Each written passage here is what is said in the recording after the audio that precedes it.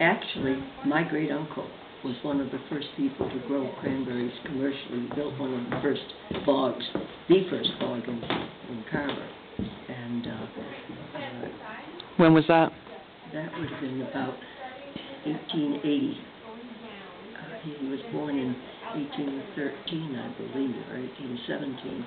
And I never knew him, obviously, because I think he died in 1890, perhaps. But anyway, he was one of the first people to grow cranberries. And I was born in Montana. My grandparents, my maternal grandparents, were cattle ranchers there. And my father was one of the first forest supervisors, one of the first forest rangers in the United States when the Forest Service first began. You knew Gifford Pinchot, who was the famous forester that was asked to head the new Forest Service by Theodore Roosevelt. My father even met Theodore Roosevelt at one time. Wow. And so anyway, but Daddy had grown up here. His father had been born in Carver. And so at the time that I was born, in 1923, as the supervisor of the largest national forest in the United States, the northern boundary of Yellowstone National Park. It's now 3 national forests. He made $3,000 a year. And he had 2 boys in college from a previous marriage, and then after his first wife died, he, some years later, married my mother and started a second family. And even in 1923, $3,000 didn't go very far. And so his father wanted him to come back and take over the bogs, the cranberry bogs in Carver. And my father hated to leave the Forest Service, but he felt he had to if he was going to support those boys in college and this new baby girl. So he came back, and that's how I came to grow up in cranberry country. So you used to actually work the bogs? Oh, yes. We all did. Do you want to show me what you told me earlier about how you would harvest the cranberries? Well, these are the scoops. The original scoops were little snapping machines, but then this kind of a scoop was invented, and this model, exactly an eighth the size of a real one, was made by my brother-in-law. And this is the guard that keeps the teeth straight in our damp climate when the scoops are not being used. And to use these scoops, you do it on your hands and knees. So a 20-acre bog can look pretty huge when you start out on your hands and knees. And scoopers ordinarily went in a row because you wanted to not leave patches unscooped. So on your hands and knees, you dip down into the vines to the ground and then pulled up gently, and the vines would slip through the teeth and the berries would be down in the bottom. And you'd make maybe 3 scoops, and then there'd be so many berries that you'd have to get up and walk back behind you to where, can you hand me that box there, please? Somewhere behind you, there was a box of empty, and you pour your cranberries into it, and of course the box was on the ground, and then you'd start forward on your hands and knees again, scooping till you had a scoop full of berries and pour them into the box. How long would you do that for? All day. However, because you can't pick berries when the vines are damp, you can't pick after a rain, perhaps for 2 or 3 days, until the sand begins to dry out. And you can't pick in the morning when there's dew on the berries, because the vines just rip up out of the damp sand. So many times you didn't start picking until 10 in the morning or 10:30, sometimes even later. And then you'd pick just as long as you could, as long as the air was dry. So you might start at 10 in the morning and take a 15 or 20-minute break about noontime, and then scoop until 4, 4:30, 5, 5:30, as long as the days were long enough and the air was dry. And how did your family sell the cranberries? My father was one of those who founded the Cape Cod Cranberry Growers Association, because they were independent. He and some others were independent growers, and they didn't want to be tied in with Ocean Spray, where they could only do what Ocean Spray told them to do. So they founded a small independent cranberry growers association, and they would sell to Deacus Brothers in Wareham, J.J. Beaton Company in Wareham, and sometimes other places, any buyer who would offer them the best price. And what were you getting for cranberries back then? Do you remember? I have no idea. I heard you saying something earlier about 10 cents for something. Oh, a cranberry measure, and I brought a measure. It's a tin pail that holds 6 quarts. And when cranberry vines are first planted, it's sort of like planting a little strawberry plant. You set a little plant into the ground, and I don't remember how far they are apart, but perhaps 8 or 10 inches apart. And they have to get rooted, and they're not really solidly enough rooted in the bog for at least a couple of years. And up until that time, you hand pick them. And so hand pickers were generally women and children. And so my brother and sister and I and my mother hand picked the newly planted bogs on Saturdays, Sundays, holidays, and we were paid 10 cents a measure, which was 6 quarts. That would be 6 quarts. And 10 cents bought a really big ice cream cone down at the general store. And so, and we didn't have allowances during the Depression, you see. So if we could pick and maybe pick 5 measures after school, if we really worked hard, that's 50 cents. Which I suppose is the equivalent of $5 now. I'm not sure. But anyway. So what's changed in cranberry harvesting in the whole industry now that you know of? Well, after these scoops, right after the Second World War, the first pickers, machines, and you can get a photograph of one out there, the first machines, cranberry picking machines, were brought in from the West. They were called Western pickers because they were being used in Wisconsin.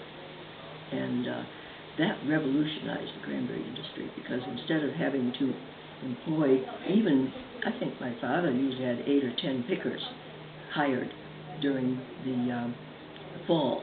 And the young men that I remember came from Fall River.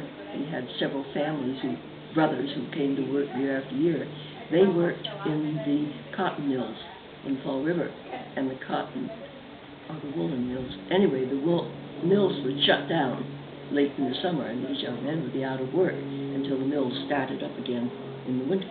And so they were always looking for work, and they would come, the same young men, year after year, came to pick the bogs. And Daddy had a screen house that they lived in, a place that was made into a sort of a bunkhouse. However, during the Second World War, every man and both my brothers went into the war, went off in service. And so my father had prisoners from the county jail picking for him with their guards, and he had German war prisoners guarded by a couple of men with guns. And then the hand picking was, and at times the scooping was done by my mother, my sister, my 2 sister-in-laws, and me. It was a real problem. Well, to get back to the Western picker, that revolutionized cranberry picking because you didn't have to hire all those men. And one man could do the work of, I suppose, half a dozen men pick the bogs more quickly. But even that has changed now because most of the berries are water picked because the bogs are flooded, and there's a machine that looks like a paddle boat that goes over the shallow water, kicking the berries off the vine, and then the berries float to the surface, and they are pumped into great big tanks and go off to the canners. Because most berries now, wet berries, cannot be sold as fresh berries. The kind that you buy in the little plastic packages, those are dry picked. They're more expensive because it's more expensive to dry pick than to get cranberries off a flooded bog. But nobody's going to buy wet, soggy, unsorted berries. So those are all dried? The hand-picked berries are dried berries. They can be sold fresh berries to make cranberry muffins or cranberry sauce or whatever you want to do. And then the water-picked ones? Water-picked berries, rotten berries and everything. They're not sorted. They're made into juices. They're And not made into cranberry sauce and cranberry juice. And so even dried, like craisins, are the hand-picked, or the dry-picked? I think they must be, but I'm not positive about that. That's something new. Ocean Spray has done a good job in developing new uses for cranberries and promoting cranberry juice and so forth. Is the Cape Cod cranberry growers, that group, still around? I believe they are. Because I'm not involved in the cranberry business anymore, I really don't know. I think they are, because I believe that Deacon's and J.J. Beaton still buy cranberries. And I saw fresh cranberries in Hannaford's Market in Middleborough yesterday, and they were from Ocean Spray. So Ocean Spray must buy some dry-picked berries. I had a question. Oh, was your family able to make a living growing cranberries? It varied from year to year. It depended upon the crop, and the crop depended upon whether or not there were early frosts. And so many things can happen to a cranberry crop. Like all agriculture, it's a gamble. I don't know of any business that is more important to the feeding of the country than agriculture. And agriculture is a gamble. And some crops are more of a gamble than others. You know, a frost coming the third week of May can wipe out an apple crop. And of course the citrus crops now are sprayed. We all in the wintertime see pictures of orchards or orange groves in Florida being sprayed to prevent them from blossoms from being killed by frost. One of the most important things for a cranberry grower is to have a good source of water so that he or she can run pumps and cover the bogs with either sprinkling water or flood the bogs when a freeze is coming or a frost. And if you don't have water, you could have a beautiful set of blossoms and have the crop destroyed. Or you could have your berries the first week of September, still quite green, not quite ready to pick, and that first early September freeze or frost could destroy what would have been a good crop. So they can survive underwater? They survive underwater, yes. But when you drain the water off, then you have to have several days of warm, dry weather to dry the bog out. Because if you go in with a picking machine or a scoop like this, and the soil is wet, you just pull all the roots out and pull away all your the vines that will produce next year's crop. Now, I know cranberries are a heavily sprayed crop, and I know you obviously weren't doing that back in the 1800s and early 1900s. No. Was it a pest issue? Is it what? Well, the reason for spraying is because of the worms that get into the berries and can destroy your crop. And so it's very difficult in any kind of monoculture. You know, the huge cornfields, almost all of the monocultures are treated with chemicals in some way or another. As berries grew in the wild, they were little scattered patches where the conditions were just right. And the worms didn't multiply in quite the same way. So how did you deal with the worms back before pesticides? I don't know, because by the time that I can remember the cranberry business, the bogs were being sprayed. Oh, really? Mm-hmm. Even in the 40s and... Yes, and I am remembering the 30s and 40s. Right. We came back here in November of 1923. I was 5.5 months old. And what I'm remembering really are the 30s and 40s, and the bogs were sprayed then. Okay. I don't know what, because I wasn't involved in it, I don't know what sprays were being used, whether they were the same composition as the chemicals used now. Probably not, because insects evolve and they probably have to keep changing the sprays.